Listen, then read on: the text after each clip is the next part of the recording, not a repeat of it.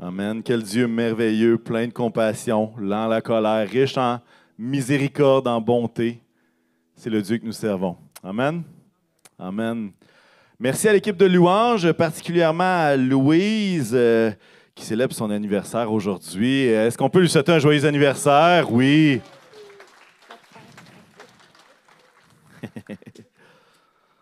Ce matin, c'est mon plaisir d'introduire notre série de prédications qui va nous suivre dans la période estivale et qui s'intitule, qu'on a donné comme nom, « Une question pour toi ». Saviez-vous que dans les évangiles, lorsqu'on fait le répertoire de toutes les questions que Jésus pose, il y en a plus de 316. 316 questions que Jésus pose. Là, vous vous dites, OK, oui, mais s'il y a une question dans l'évangile de Matthieu, puis c'est un peu le même récit dans l'évangile de Marc, OK, ça compte pour deux. Mais quand même, 316, et là, je me suis amusé à faire quelques statistiques. J'ai regardé le nombre de chapitres qu'il y avait dans tous les évangiles, et finalement, on arrive à une moyenne de 3,55 questions que Jésus pose à chaque chapitre de la Bible. Bien, de la Bible, des évangiles, bien entendu, parce que Jésus ne pose pas de questions dans les lettres de Paul. Mais intéressant de voir que si on lit l'Évangile, que ce soit de Matthieu, de Marc, de Luc ou de Jean, théoriquement, on est supposé voir à peu près 3 à 4 questions à chaque chapitre. Des questions que Jésus pose. Et je ne sais pas si vous appréciez comment Jésus communiquait, mais il y avait 2 façons privilégiées de communiquer. Un, il racontait des histoires de la vie courante qui devenaient des paraboles. Et 2, il posait une tonne de questions. C'était les 2 façons que Jésus était capable d'inspirer, de mettre au défi, de faire réfléchir les gens qui l'écoutaient, que ce soit sur la montagne, que ce soit lorsqu'il parlait dans la barque, que ce soit lorsqu'il était seul avec ses disciples. Et ce matin, mon but, c'est vraiment de poser la fondation sur ce qui va prendre place au courant de l'été, dans les prochaines semaines. Et tant qu'à être dans le thème des questions, je vais vous en poser quelques-unes. Est-ce que c'est OK de se poser des questions? Est-ce que c'est OK de se poser des questions, peut-être même dire des vraies questions? Des questions qui vont plus loin que quelle température fait-il aujourd'hui? Je regarde le ciel. Ah, c'est ensoleillé, pas de pluie, rien. Bon, on n'est pas dans la bonne journée, hein? Mais plus loin que ça. Une autre question, est-ce que nos doutes, parce que parfois ça nous arrive de douter de ce qui se passe autour de nous, de douter de qu'est-ce que Dieu est en train de faire. Est-ce que nos doutes sont un manque de foi ou une opportunité d'approfondir notre foi? Ça, c'est une bonne question aussi. Quel était l'objectif de Jésus lorsqu'il posait des questions aux gens qui l'entouraient? Pourquoi posait-il des questions? Et une autre question que je pourrais poser, c'est est-ce que c'est juste Dieu qui a le droit de poser des questions? Est-ce que c'est juste Jésus qui a le droit de poser des questions ou nous aussi on a le droit d'en poser? Tant de questions qu'on peut se poser au sujet des questions. Mais la plus brûlante d'entre tous, et qui brûle les lèvres de chacun, c'est le Canadien de Montréal gagnera-t-il la Coupe Stanley? Hey! Alors ici en présentiel, ceux qui espèrent que oui, j'invite à taper des mains fortes à ce moment-ci, qui vous voulez qu'il gagne la Coupe. Et ceux qui ne veulent pas, je ne veux pas vous entendre. OK, on passe. Pourquoi Jésus pose-t-il tant de questions? Pourquoi est-ce que Jésus posait-il tant de questions? Et cette semaine, je suis tombé sur un article qui est écrit par un certain monsieur Thiédé, en tout cas, un nom que je ne suis pas certain de bien prononcer, mais qui se posait exactement cette question-là. Et en étudiant les questions de Jésus, les 316 questions qu'il y a dans les évangiles, il y a plusieurs buts qu'il a repérés à travers les questions. Et je trouvais ça intéressant. Pourquoi Jésus pose-t-il autant de questions? C'est quoi l'objectif? Et le premier objectif qu'il notait, c'est l'idée qu'à travers la question, il est capable de bâtir la relation. En posant une question, il bâtit une relation. Dans Matthieu 16, et là, on va en avoir quelques-unes à l'écran, à peu près 2. Matthieu 16, 13, il va dire à ses disciples, « Qui suis-je d'après les hommes, moi, le Fils de l'homme? » Hein? Qui suis-je? Qui pensez-vous que je suis? Et il est en train d'obliger les disciples à, pas se positionner, mais à réfléchir au fait que, OK, il y a une relation, on est ensemble, qui est-ce que je suis pour toi? Et dans Jean 21, un passage classique après que Pierre ait renié Jésus 3 fois. Jésus va le rencontrer sur le bord du lac et il va lui dire, « Simon, fils de Jonas, m'aimes-tu? » Et encore, qu'est-ce qu'il est en train de faire? Dans ce passage-là, c'est clair que Jésus est en train d'essayer de rebâtir la relation alors que Pierre est dans la culpabilité. Il sent mal d'avoir renié Jésus. Et Jésus, à travers cette simple question-là, est en train de bâtir la relation, est en train de réparer peut-être les ponts, est en train d'ouvrir la porte à ce que cette relation-là grandisse. Lorsque, entre nous, puis on n'a pas la même relation d'autorité, Jésus était le maître avec ses disciples. Et là, je vais vous donner des exemples d'un à l'autre. Comment est-ce qu'on peut, à travers des questions, bâtir nos relations? Et peut-être une question qu'on pourrait poser, que lorsqu'on pose à quelqu'un, qu'est-ce qui est important pour toi? Quels sont tes rêves? Comment vas-tu vraiment? Qu'est-ce qu'on est en train de faire? Moi, je vais vous dire, là, je n'ai pas un calepin de notes où est-ce que lorsque je demande à mes amis comment ça va, que je note, OK, 27 juin, pas pire, se sent fatigué. Puis que je fais un décompte de tout ça. Non, pourquoi est-ce que je demande comment est-ce que ça va vraiment? Parce que je veux bâtir cette relation-là. Parce que je veux que cette relation-là grandisse. Vous comprenez? Et Jésus, parfois, il pose ces questions-là exactement dans la même optique. Jésus était un champion aussi de poser des questions pour créer une conversation. Créer une conversation. Et probablement que c'est ma question préférée de toutes celles que Jésus a posées. Qu'en pensez-vous? Question simple.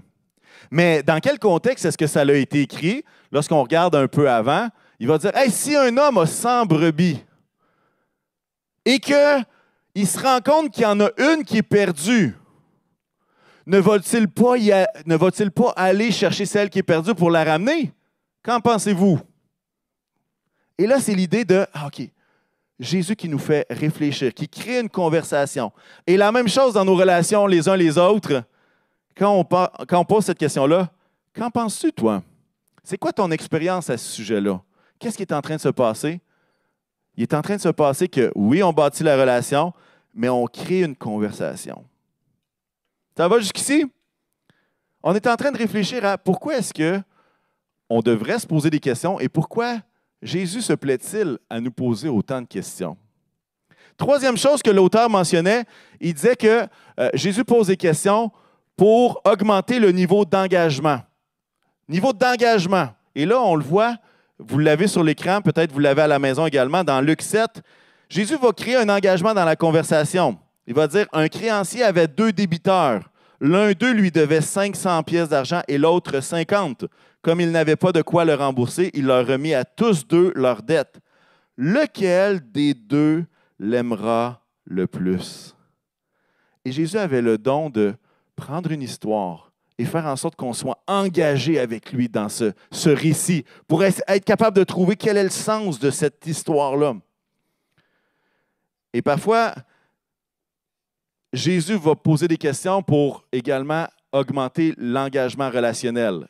Et parfois, c'est des questions, je ne sais pas si vous avez remarqué, mais lorsque vous lisez les évangiles, c'est souvent pas des questions faciles que Jésus pose, ce n'est pas des questions tout le temps évidentes. Écoutez bien cela. Jésus est en train d'enseigner dans Jean 6 et il parle de quelque chose de super compliqué. En fait, les gens ne comprennent pas. Du genre, si tu ne bois pas mon sang, si tu ne manges pas mon corps, tu n'as pas de part dans le royaume de Dieu. Les gens sont comme, qu'est-ce qui se passe là? Ça n'a pas de sens. Et là, il y a plein de gens qui se mettent à le quitter. Et Jésus se revire vers ses disciples et dit, « Et vous, vous ne voulez pas aussi vous en aller? » Et il leur pose la question directement. « Vous, qu'est-ce que vous faites? » Et qu'est-ce qu'il est en train de faire à ce moment-là? Il est en train de leur demander, « Toi, là, qu'est-ce que tu choisis? C'est quoi ton engagement? Qu'est-ce que tu choisis? » Et parfois, Dieu nous pose des questions du genre, « Et toi, qu'est-ce que tu fais? Et toi, qu'est-ce que tu vas faire? »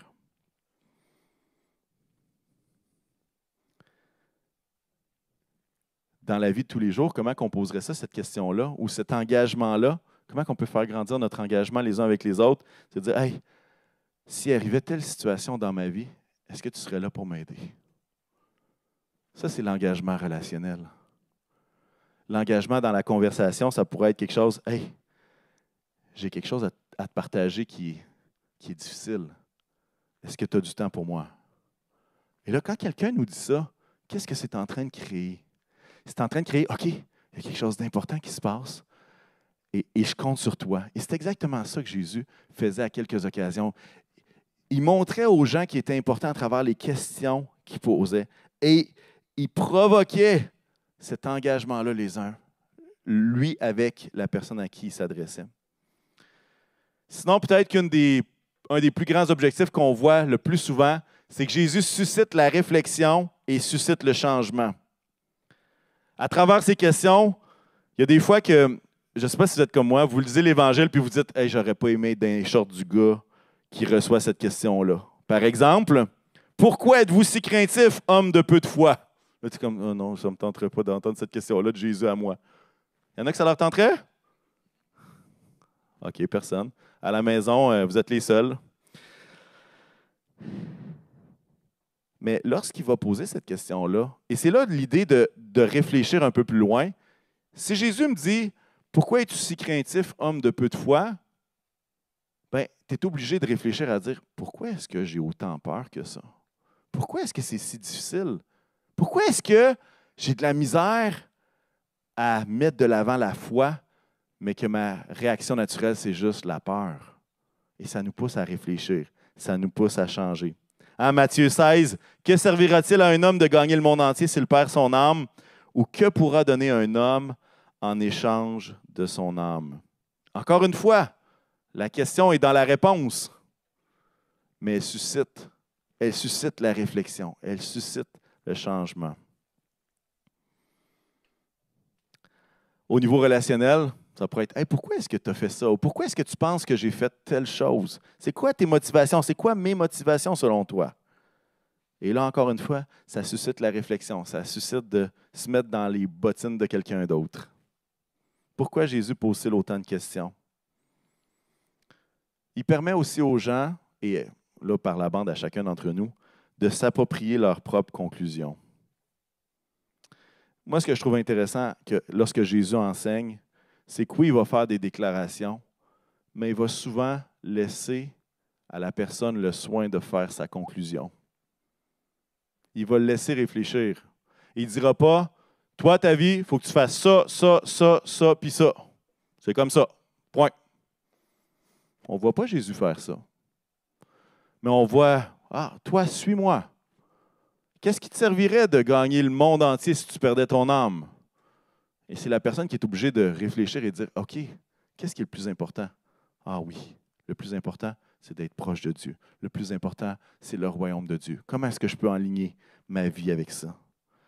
Et dans Matthieu 6, on en lit deux, les prochains, sur permettre aux gens de s'approprier leurs conclusions. « Qui de vous, par ses inquiétudes, peut ajouter un instant à la durée de sa vie? » Des bonnes questions, hein? Puis là, tu dis, bien, la réponse est encore dans la question.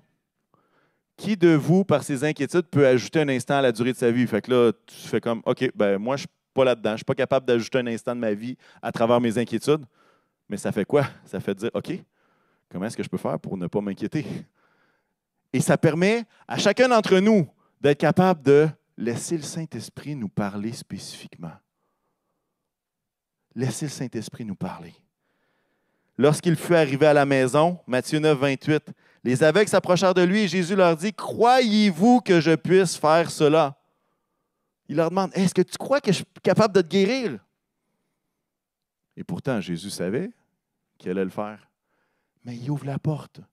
Il l'oblige à se positionner. Il l'oblige à arriver à sa conclusion. « OK, oui, je crois. » Ou « Non, j'y crois pas. » Hein, il y a un passage dans l'Évangile qui va dire, « Seigneur, je crois, mais viens au secours de mon incrédulité. » Hein, c'est comme, je crois, mais je ne crois pas.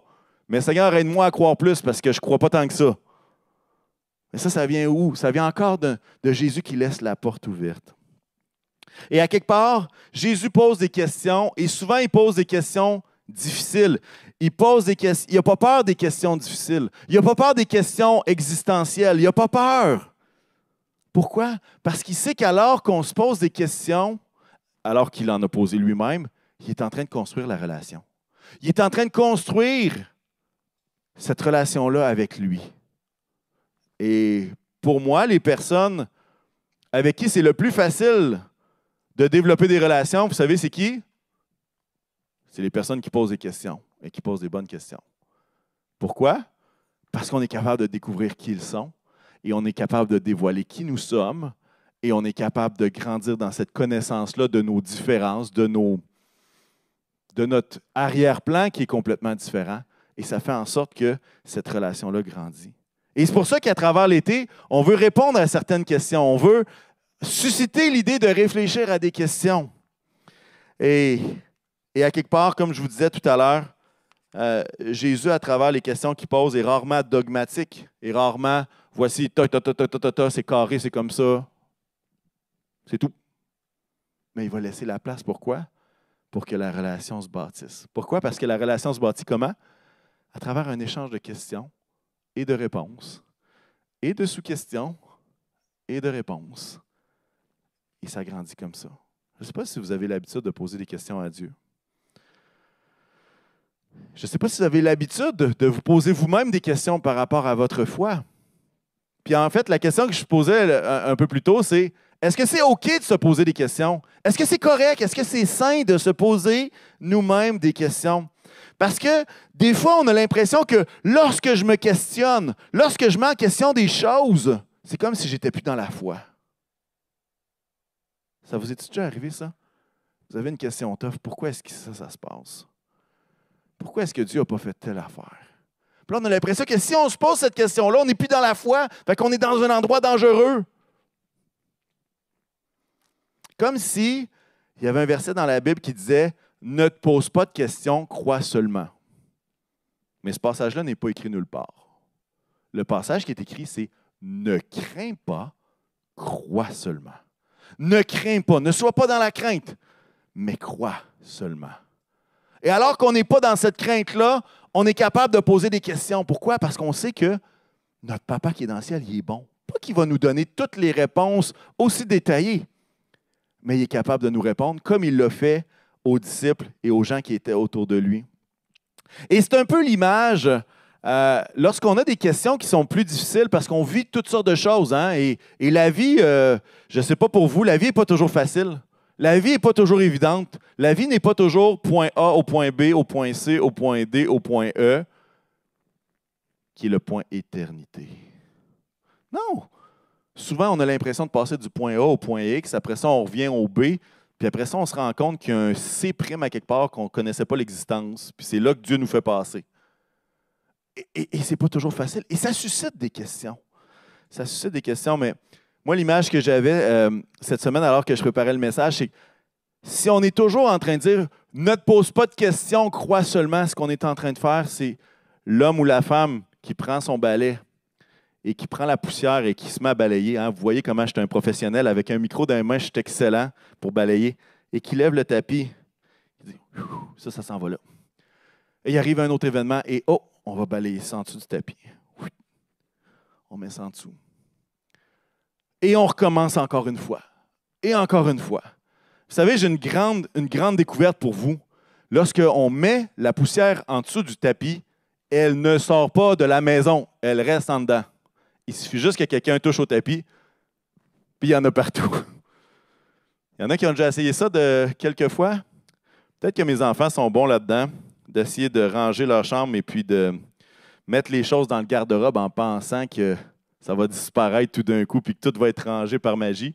Et non, ça ne marche pas. Un moment donné, on ouvre le garde-robe puis il y en a partout.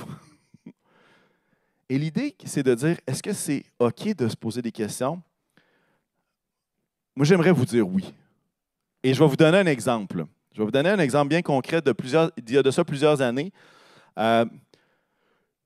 Je me questionnais à savoir pourquoi est-ce que je n'avais pas le baptême dans le Saint-Esprit. Pourquoi est-ce que ça arrivait à d'autres et pas à moi?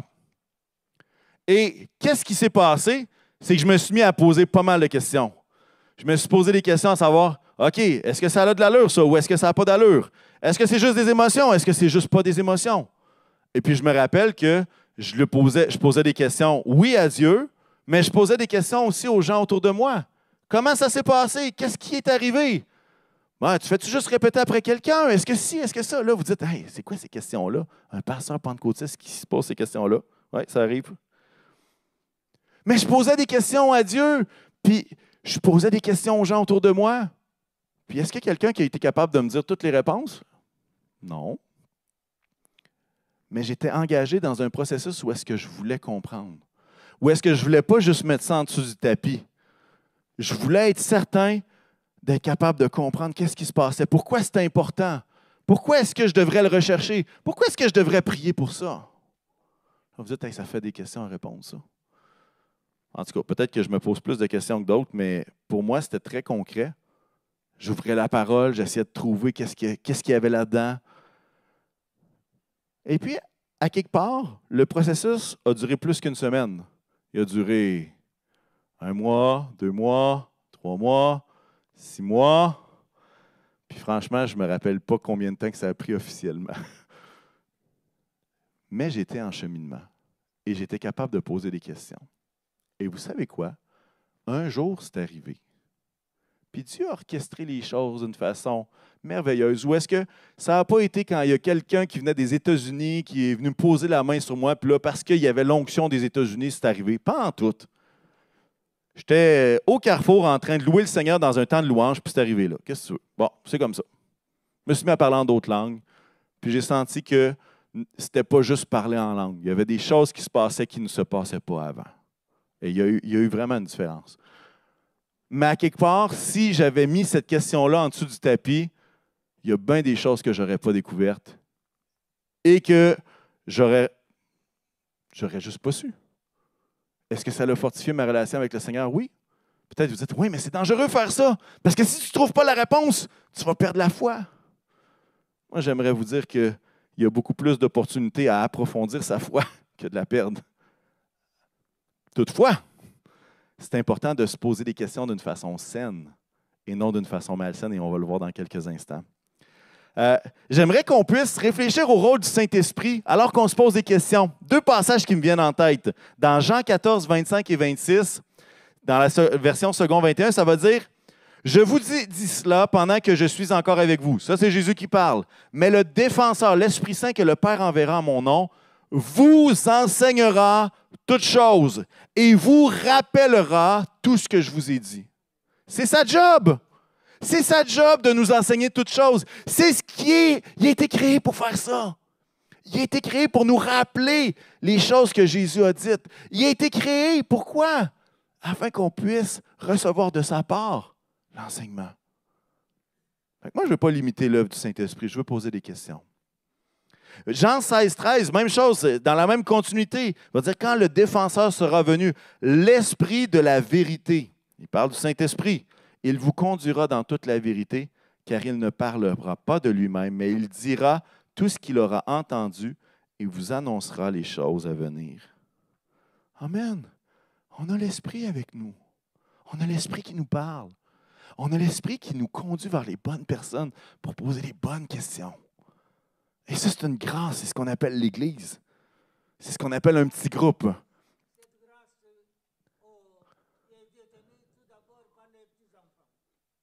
Cette grâce-là, par les enfants, hein?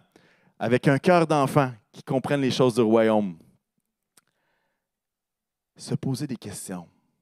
Et j'aimerais juste qu'on puisse réfléchir à c'est quoi se poser des questions de façon saine et c'est quoi se poser des questions de façon malsaine. Parce que ça peut. Là, vous dites, oui, là, je t'entends, là, mais je me rappelle en 2002, je me suis posé cette question-là, puis je n'ai jamais eu de réponse. Puis encore aujourd'hui, c'est tough. Je n'ose pas poser des questions parce qu'il y a quelqu'un qui m'a répondu de telle façon. Voici ce que j'aimerais vous suggérer. Pour se poser des bonnes questions, trop de questions, c'est comme pas assez. Moi, j'ai rencontré des gens qui vont se poser une question. Par exemple, pourquoi est-ce que je souffre? Puis là, la question les amène à une autre question. OK, bien pourquoi Dieu permet-il la souffrance? Puis après ça, ils vont poser une autre question. Puis là, après ça, ils vont être rendus à une autre question. Puis là, ils vont se poser une autre question, puis une autre question. Puis là, ils sont rendus à 25 questions, mais ils n'ont pas eu le temps d'en répondre à une. Ils n'ont pas eu le temps de réfléchir à une parce que aussitôt qu'ils réfléchissent à une question, ça les amène ailleurs. Puis là, ils ont l'impression d'être devant une constellation de questions et impuissants à recevoir quelconque réponse. Et qu'est-ce que ça fait, ça? On est juste confus parce qu'on ne pose même pas une question à Dieu, on en pose une myriade. C'est comme une mitraillette. Là. On tire partout en espérant que quelque chose se passe, mais il n'y a rien qui se passe parce que notre esprit est confus, on se pose trop de questions. L'idée, c'est de se concentrer. Par exemple, lorsque je me suis posé des questions sur le baptême dans le Saint-Esprit, je suis resté dans le baptême dans le Saint-Esprit parce que j'aurais pu aller sur la Trinité, j'aurais pu aller sur la toute-puissance de Dieu. Là, on n'arrête plus. Là. À un moment donné, c'est ça. Concentrons-nous sur quelques questions périphériques, mais ne posons pas 40 questions avant d'en avoir répondu à une. Ça va? Ça, c'est une bonne façon de se poser des questions d'une façon saine. L'autre chose, c'est de choisir des questions qui sont importantes pour votre marche avec Jésus et non pas pour débattre. C'est facile de vouloir prendre un sujet polémique et dire hey, « là, je vais poser plein de questions à Dieu parce que je veux savoir comment je vais être capable de boucher cette personne-là qui m'a posé des questions. » Franchement, si c'est ça notre motivation, on risque d'être déçu. Mais l'idée, c'est de dire comment est-ce que cette question-là est importante pour ma marche avec Jésus. Et c'est sur ces questions-là que je nous encourage à avancer. Pourquoi? Parce que des débats, vous le savez, hein, il y en a partout. Il y en a de plus en plus, et franchement, ce n'est pas toujours édifiant. Fait que, prenons des questions qui sont importantes. Posez des questions aussi, l'autre chose, posez des questions aux bonnes personnes. Parce que vous pouvez poser des questions aux mauvaises personnes et être complètement découragé. Je vous donne un truc pour savoir si vous posez les questions à une bonne personne, si ça sent Jésus, c'est bon. Est-ce que vous avez déjà été devant quelqu'un et hey, tu sens Jésus, toi, c'est super. Non? C'est juste moi qui fais ça. Lorsque le caractère, ça sent Jésus, ça goûte Jésus, ça transpire Jésus. Souvent, c'est un signe que c'est une personne qui a été capable de se poser des questions, qui a été capable de poser des questions à Dieu, puis qui a été capable de cheminer dans ce processus-là comme un disciple. Je vous donne une de mes conclusions, c'est qu'un vrai disciple de Jésus, ce n'est pas celui qui évite les questions et qui dit « Moi, je crois ça, puis ça. » Un vrai disciple de Jésus, c'est celui qui est capable de se poser des questions, qui est capable de laisser l'Esprit le conduire et qui est capable de grandir pas à travers ce que Jésus veut accomplir dans sa vie. Comme les disciples, hein? Les 12 disciples, là, ils ne comprenaient pas tout, mais ils ont posé des questions. Ils se sont posés des questions. Et ils ont fini par comprendre 3 ans et demi après. 3 ans et demi, ils n'ont rien compris dans les 3 premières années.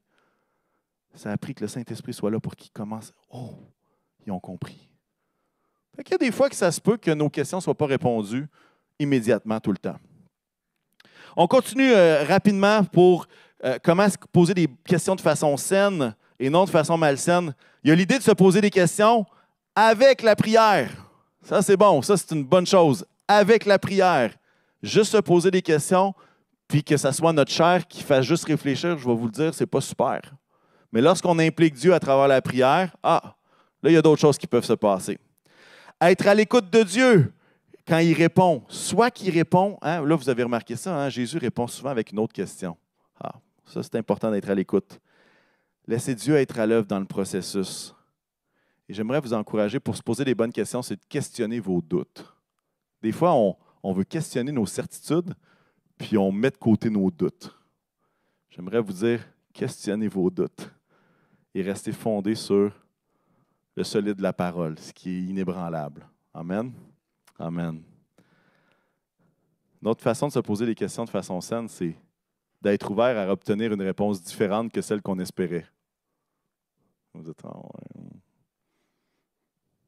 ouais. Avouez quand même que quand on pose des questions à Dieu, on espère avoir une telle réponse.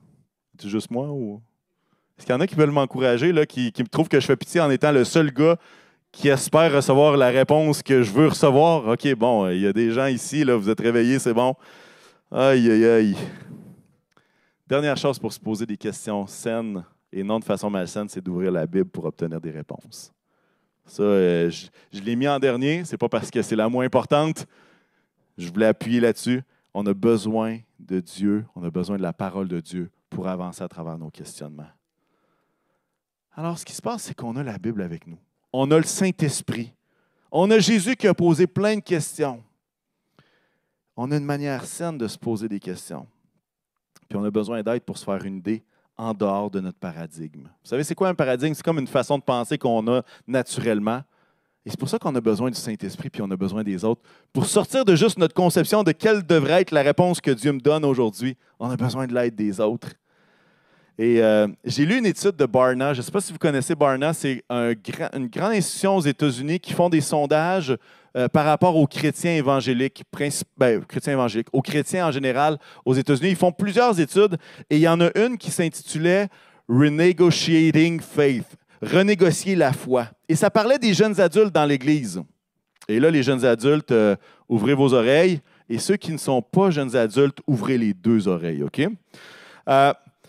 Et ce qu'il mentionnait, c'était l'idée, comment est-ce que les jeunes négocient leur foi alors qu'ils quittent le foyer familial, alors qu'ils sortent du milieu familial dans lequel ils ont été, qui ont été à l'église, qui étaient obligés d'y aller, tout ça. Comment est-ce que les jeunes adultes deal avec ça? Là? Comment ils renégocient leur foi?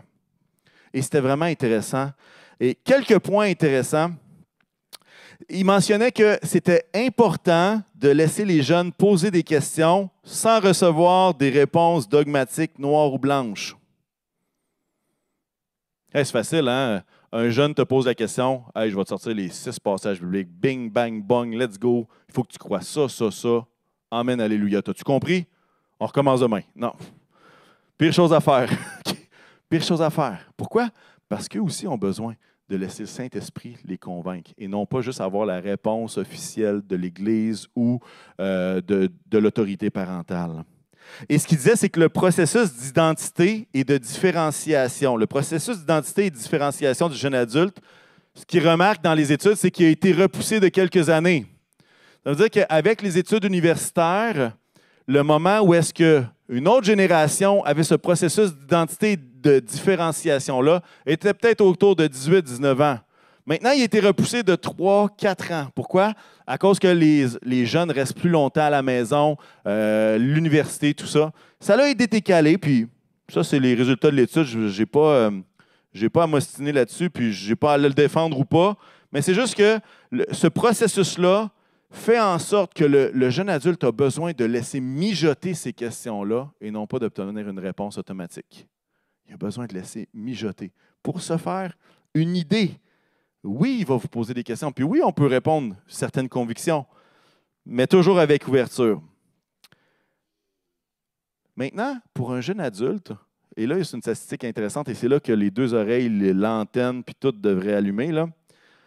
Pour un jeune adulte, avoir un mentor dans une église à qui il pourra poser des questions, des vraies questions, augmente de beaucoup la probabilité que ce jeune conserve une foi forte. L'étude parle de 3 fois plus de chances de demeurer dans une église communauté de foi quand il quitte le domicile familial. 3 fois plus. 3 fois, c'est beaucoup 3 fois. Ce n'est pas juste une fois, c'est 3 fois plus. Pourquoi? Parce qu'à travers un mentor, ils sont capables d'exprimer des questions. Puis franchement, là, si Jésus était à côté de nous, on aurait probablement bien des questions, comme les disciples. Mais là, imaginez, là, nos jeunes adultes, ils ne voient pas Dieu, comme moi, je ne le vois pas. Je ne le vois pas de mes yeux, il n'est pas physiquement ici. Et c'est normal de se poser des questions, c'est vraiment normal. Et la chose intéressante que l'étude parlait, c'est que les jeunes adultes, maintenant, ne vont pas confronter la foi de leurs parents. Ils ne vont pas s'ostiner avec vous.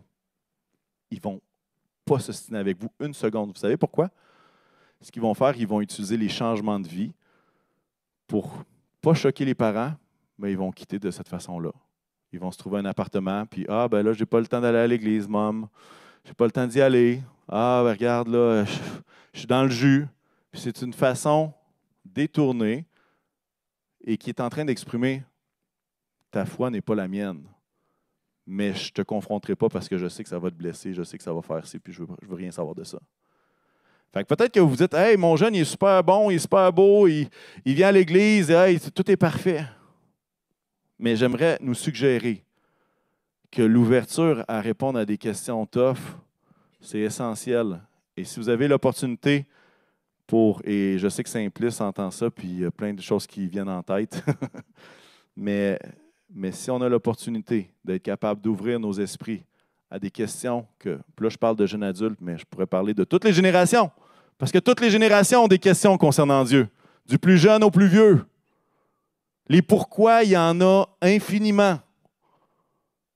Et même les plus vieux ont besoin de mentors également, ont besoin de gens avec qui ils vont être capables d'ouvrir leur cœur, qui vont être capables de poser des questions, qui vont être capables d'entendre une perspective fraîche sur une question qu'ils peuvent se poser. L'ouverture est essentielle dans nos discussions. Et vous savez pourquoi c'est essentiel l'ouverture? Parce que ce n'est pas notre job de convaincre. C'est la job du Saint-Esprit. C'est la job du Saint-Esprit d'enseigner. C'est la job du Saint-Esprit de convaincre. C'est la job du Saint-Esprit de nous attirer à Dieu. C'est sa job à lui. Et nous, on veut être des outils, on veut être des instruments, mais ce n'est pas notre fardeau. Notre fardeau, c'est de laisser les ponts ouverts pour qu'ils puissent continuer à se poser des questions. Parce que le jour où est-ce qu'un jeune arrête de se poser des questions, ça ne va pas bien. Ça ne va pas bien. J'espère que je ne vous choque pas en disant ça. Récemment, je suis en lien avec justement un jeune adulte et l'idée, c'est d'explorer des questions comme ça. Et notre question était, comment on peut faire confiance à Dieu davantage? Puis, à travers certains échanges qu'on a, on explore ça sous divers angles. On essaie de réfléchir ensemble. On essaie de penser comment que ça pourrait se faire, ça. Comment qu'on peut faire ça? Comment est-ce que je peux avoir plus confiance en Dieu? Et voici la chose à ne pas faire, s'il vous plaît. OK? Je vous donne un exemple. Et je ne l'ai pas fait, OK? Si tu veux faire confiance plus à Dieu, pose-toi pas de questions, fais-lui confiance, c'est simple, c'est comme ça que ça marche. Il y a des fois que c'est comme ça qu'on a l'impression. Hein? Ben voyons donc, moi ça fait 10 ans que je sais ça, voyons donc. Tout le monde devrait savoir ça dans la vie chrétienne. Hein, des fois, on est tellement focusé sur l'endroit où est-ce qu'on est nous-mêmes qu'on ne se rappelle pas du chemin qu'on a parcouru. Ou plutôt du chemin où est-ce que Dieu nous a traînés par la jambe parce qu'on n'écoutait pas. Mais on ne se rappelle pas de ça, on se rappelle juste du moment présent où est-ce que, moi j'ai compris ça, voyons donc, faire confiance à Dieu. Voyons donc. Mais si on est vraiment honnête, là, si chacun de vous, je vous disais comment faire confiance plus à Dieu, je pense que chacun d'entre nous, on pourrait dire, je pense que j'ai encore pas mal de barreaux de l'échelle à monter, là. Je pense que j'ai j'ai encore du lousse pour grandir dans ma confiance en Dieu. Il y a encore du chemin devant moi, là. Je ne suis pas arrivé du tout. Des fois, on a l'impression que se poser des questions, c'est comme un manque de conviction. Puis c'est comme dangereux parce que là, si on se pose des questions, on va manquer de conviction, puis là, on ne sera pas des complètement fermes, complètement solides. Moi, j'ai plus de misère avec un chrétien qui ne s'est jamais posé de questions qu'avec quelqu'un qui se pose des questions et qui n'a pas toutes les réponses. Puis c'est ça, c'est vraiment ça. C'est ce que Jésus a fait à travers son processus de disciple-là avec ses disciples. C'est exactement ça qu'il a fait. Il a posé des questions. Il les a laissés. Il les a laissés expérimenter des choses. Il a expliqué par la suite. Il leur a donné des paraboles qu'ils ne comprenaient pas. Puis là, ils ont dit, là, c'est quoi cette parabole-là? On ne comprend pas. Comment ça, vous ne comprenez pas encore? Après ça, il leur a expliqué. Puis après ça, il les a laissés. Hey, je vous donne l'autorité d'aller guérir les malades, d'aller chasser les démons. Ils sont revenus tous contents. Ils étaient là. Hey, ça, c'est wow! Puis Jésus leur dit, hey, réjouissez-vous pas de ça tant que ça, là. Réjouissez-vous que vos noms sont écrits dans le livre de vie. Puis là, les disciples sont comme, mais là, c'est quoi, là? Il me semble que c'était le fun, là. Il me semble qu'il y avait de quoi qui se passait. C'était super. Mais Jésus les ramenait. Il les laissait expérimenter. Il les ramenait. Il leur posait des questions. Il les forçait à réfléchir. Et à quelque part, je pense que c'est une bonne chose. En tout cas, je ne sais pas si vous êtes avec moi là-dessus, mais pour moi, ça fait partie du processus de croissance d'un disciple. Et récemment, je vous conte une histoire, OK? Une histoire. Je ne vous conterai pas toute la situation, mais j'étais chez nous, puis je me posais la question, pourquoi est-ce que ça arrive encore? Pourquoi ça arrive? Ça vous est déjà arrivé de poser cette question-là? Pourquoi ça arrive? Puis là, le Seigneur est bon, hein? Il est capable de nous répondre par une question. Et des fois, ça nous dérange un peu, mais en tout cas, c'était probablement la meilleure réponse. Ce que j'ai ressenti dans mon esprit, il n'y a pas eu un télégraphe ou un signe en morse là, qui m'a donné une réponse officielle ou un courriel que j'ai reçu, non. il y avait quelque chose dans mon esprit qui était comme, OK, pourquoi est-ce que cela te dérange-t-il autant? Pourquoi est-ce que ça arrive? La réponse, pourquoi est-ce que ça te dérange autant? C'était comme, je te reconnais là. Pourquoi? Parce que nous, quand on souffre, quand on vit des situations difficiles, qu'est-ce qu'on fait? On pointe vers Dieu. Pourquoi est-ce que ça arrive? Pourquoi t'as permis ça? Pourquoi? Et souvent, Jésus va être très bon pour nous relancer la balle.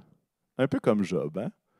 Là, je n'entrerai pas dans toute l'histoire, mais Job, il est dans une souffrance extrême et il se met à dire pourquoi tout ça arrive? Et Jésus, pas Jésus, Dieu lui répond par toutes sortes de questions. Est-ce que tu étais là quand la terre a été fondée? Est-ce que tu sais comment les animaux fonctionnent? Est-ce que tu sais ci? Est-ce que tu sais ça? Est-ce que tu connais les astres, toi? Puis là, il est comme, oh, OK. Moi, j'ai posé une question, j'ai pointé le doigt. Mais Jésus lui voyait les 3 doigts qui étaient vers moi. Et il m'a relancé. Et souvent, ces réponses en question-là sont riches de sens, sont tellement riches. Alors, si vous voulez une réponse en 4 volumes, avec 3 chapitres, 6 sous-chapitres, peut-être que vous n'avez pas la bonne cible. Mais rappelez-vous que le but de Dieu n'est pas de vous donner une réponse exhaustive. Le but de Dieu est quoi?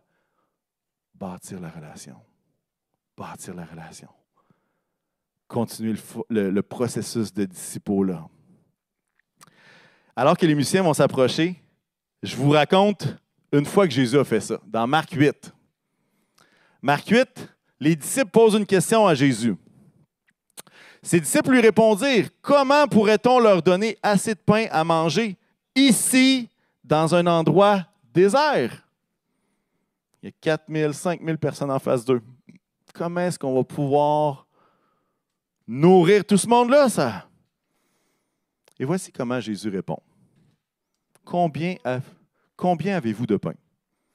Il répond par une question. Et c'était probablement la meilleure question. Mais avouez que des fois, c'est fâchant un peu. Hein? Tu te dis, ben là, tu étais supposé me donner un plan de où aller acheter le pain, comment faire pour l'amener, où trouver les paniers pour le transporter, pour qu'on puisse le donner à tout le monde. Mais non, il n'y avait pas de plan. La seule chose qu'il y avait, c'est quoi? Une question. Une question qui changeait tout. Parce que plutôt que de pointer au problème, comment on va faire pour nourrir tout ce monde-là, Jésus ramène à toi. Il dit, combien t'en as, toi?